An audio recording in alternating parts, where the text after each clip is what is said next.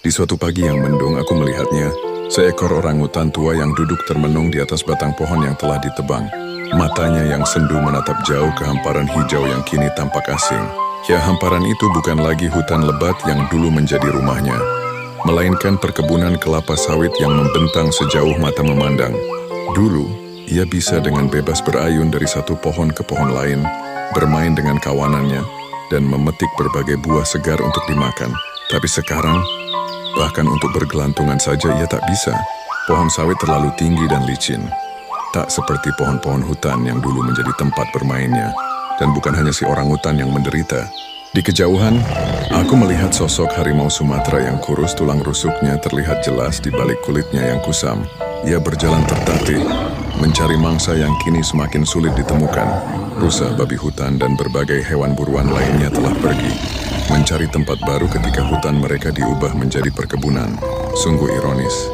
Kita berbicara tentang kemajuan ekonomi, tentang menghasilkan minyak sawit untuk pasar dunia. Tapi apakah kita pernah benar-benar memikirkan harga yang harus dibayar? Setiap tahun ribuan hektar hutan hilang. Dan bersamanya hilang pula rumah bagi ribuan spesies. Orangutan yang dulu dikenal ceria dan playful, kini hanya bisa duduk termenung. Harimau yang gagah perkasa, kini berjuang untuk bertahan hidup. Mereka adalah saksi bisu dari perubahan drastis yang kita buat terhadap alam.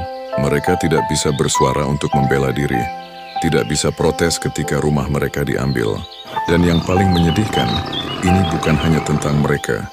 Ini tentang keseimbangan ekosistem yang telah terganggu, tentang masa depan anak cucu kita yang mungkin tidak akan pernah melihat keindahan asli hutan Indonesia, tentang warisan alam yang perlahan, tapi pasti kita korbankan demi keuntungan jangka pendek.